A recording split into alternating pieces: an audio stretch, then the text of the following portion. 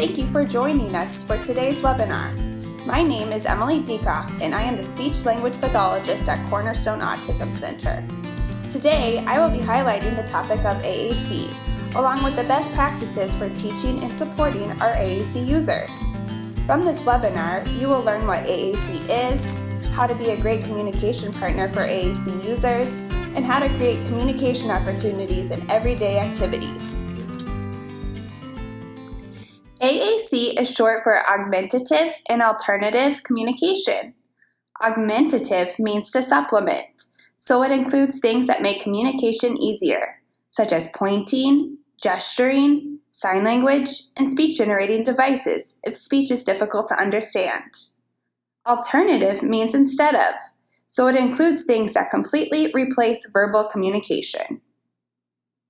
There are different types of AAC, which include no-tech, low-tech, and high-tech AAC. No-tech AAC doesn't require extra equipment, so it includes pointing, gestures, facial expressions, and sign language. Low-tech AAC requires some equipment, but this equipment doesn't require a battery. Some examples of low-tech AAC include writing, picture symbol books, and choice boards. High-tech AAC are systems that use technology, such as iPads with language applications and dedicated speech-generating devices. It's important to know about the different types of AAC because many AAC users use more than one type of AAC. For example, an individual might use a speech-generating device, but will also point and use gestures to functionally communicate with others. This webinar will primarily focus on the use of high-tech systems. There are many different types of dedicated devices, as well as AAC language applications. Dedicated communication devices just mean that the device is only for communication. You cannot play games or do any type of leisure activity on it. Dedicated devices are usually much more durable than iPads, have speakers, and are typically approved through insurance. Anyone who can't meet their daily needs with spoken language alone would likely benefit from using AAC, and this includes individuals who are hard to understand. If you are interested in learning more about AAC, or you think your child would benefit from AAC, please consult your child's speech-language pathologist. Your speech-language pathologist will be able to conduct an augmentative and alternative communication assessment to determine your child's communication needs, as well as help you determine what type of AAC, such as no-tech, low-tech, or high-tech, is most appropriate for your child. AAC is so important because everyone deserves and has the right to be able to communicate. Communication is a fundamental human right. We can support our AAC users by being a great communication partner. In fact, an important predictor of success in learning to use AAC systems is having good communication partners, and that is you. So let's talk about the best AAC practices and how to be great communication partners for our AAC users. There has been a lot of research on individuals who learn to communicate using AAC. We are going to focus on access, aided language input, vocabulary, and communication opportunities for AAC users. We will go through each best practice one at a time to learn more information. Access means that individuals should be able to touch, interact with, and use their AAC systems. They need this access at all times, regardless of activity, behaviors, or their current skill level.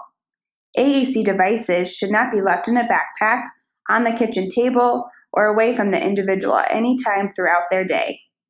The AAC user's device should be out at all times because it's their voice and cannot be taken away. If you are tempted to take the device away, ask yourself, what would I do if this individual were vocal? The next best practice is using aided language input. This just means that you use the communication device while you talk to show how it can be used.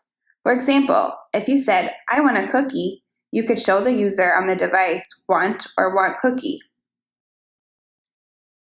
Learning to use the vocabulary is just like learning a new language. It is really hard to learn when you're the only one who is using it. So you can support the individual by using the AAC system yourself. You are communicating in the same language that you are encouraging the learner to use. Hearing and seeing how the language is spoken is one of the best ways to support them. This also helps level the playing field when you are both speaking in the same voice. Speech-language pathologist Jane Corsten has this amazing AAC quote that says, "By 18 months, babies have heard 4,380 hours of spoken language, and we don't expect them to be fluent speakers yet." If AAC learners only see symbols modeled twice weekly for 20 to 30 minutes, it'll take 84 years for them to be able to have the same exposure to aided language as an 18-month-old has to spoken language. This is why providing aided language input and exposure to the AAC system consistently throughout the day, every day, is so critical for AAC learning. So why aided language input? Learning a new language always involves a significant amount of input, like listening and seeing, before you get output, which is speaking or using the AAC system. It also helps both you and the AAC user learn the system, as well as increase motivation and show that the AAC system is a valid way of communicating.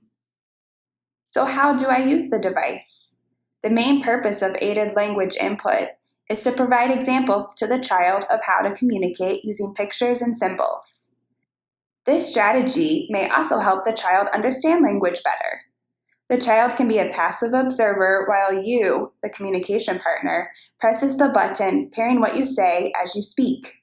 You can also pair the keyword of what you say with its pictures. For example, you say, "It's time to go outside," while pointing and showing to the child the picture of go, or outside. Whenever the child indicates something non-verbally, for example, pulling your hand, guiding you towards an item out of reach, show him the picture that communicates that intent. For example, say, "You need help," as you push the picture of help. Eventually, the child may start pressing buttons independently to communicate. Praise him and continue modeling to try to have a conversation with the child. Aided language should be used in a highly interactive manner. Emphasis should be placed on establishing an enjoyable shared interaction, not quizzing or testing. Use lots of repetition as you describe ongoing events, and of course, make it fun. If you are interested in learning more about different ways to promote functional communication as a communication partner, please visit the link on your screen for a blog post on different functions of communication. So we are using aided language input, but now what?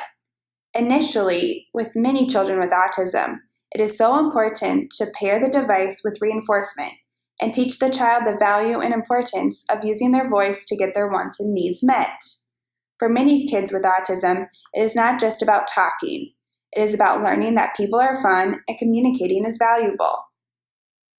In order to learn that communication is valuable, we need to be selecting the right words to expose to our AAC users. Another best practice for supporting AAC learners is modeling, teaching, and using functional, valuable, and flexible vocabulary words. What vocabulary words should we focus on? There are different types of vocabulary to teach in regards to the use of AAC and language development. Personal core vocabulary are vocabulary words that a specific person uses often. They include high-frequency words that are specific to that individual.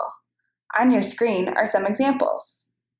For early learners, this is great to start out with as it teaches the child the value and importance of using their voice to get their wants and needs met, as they are learning that communicating is fun and valuable.